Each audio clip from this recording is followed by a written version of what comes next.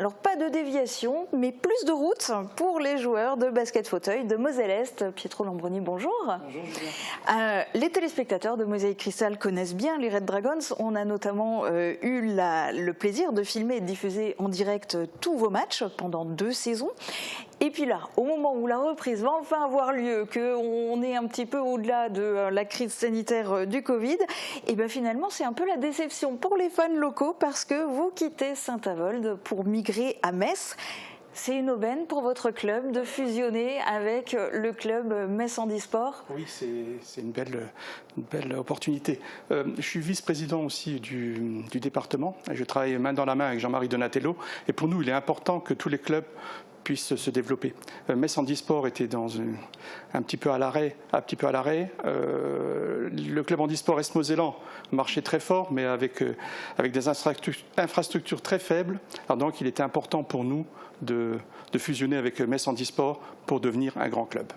Alors un grand club, mais ceci dit, on vous a espéré à Sarreguemines, il y avait des négociations qui avaient commencé, ça n'a pas abouti?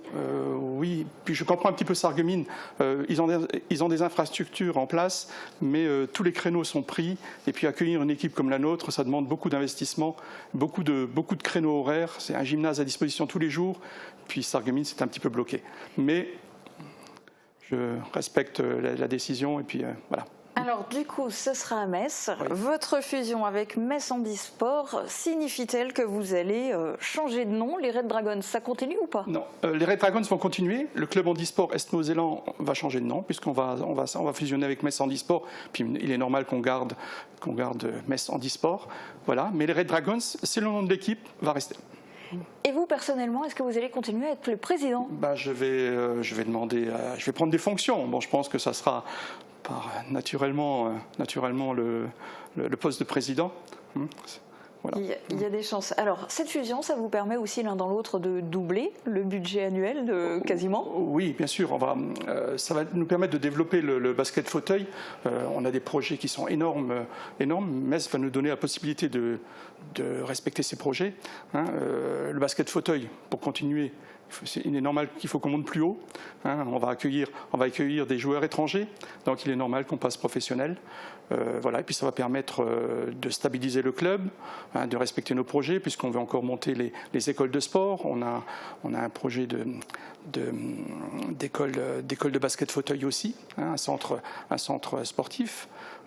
C'est nos projets. Ça va. Alors, je pense qu'à Metz, ça va aboutir. Justement, vous parliez de recrutement, et c'est vrai, le fait de passer du statut amateur au statut professionnel, je suppose que ça élargit aussi les horizons en termes de recrutement. Oui. Là, vous venez de recruter pas mal d'étrangers. Oui. Est-ce qu'il va aussi y avoir des renforts messins? Comment ça va fonctionner au sein de l'équipe?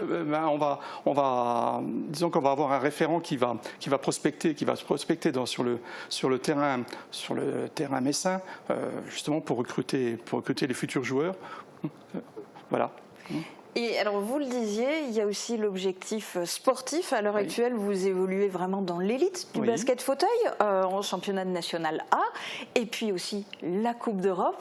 Alors du coup, qu'est-ce que vous visez cette saison? On a terminé l'année où on a pu jouer pratiquement en entier, c'était l'année 2019-2020. On termine 2e du championnat. Bon, on a été arrêté au mois de mars. On avait de grosses ambitions pour le Final Four, pour les finales du championnat de France. Bon, l'année dernière, on a été en stand-by, on n'a joué que 2 matchs.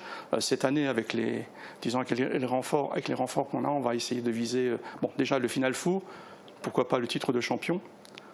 La Coupe d'Europe, on va voir, parce que c'est aussi un objectif. La Coupe de France, voilà,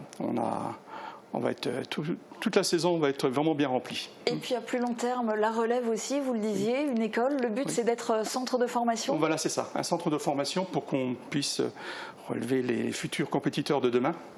D'accord. Alors ce qui nous permet aussi, nous on met tout en place, on forme les cadres, et on forme en plus les formateurs.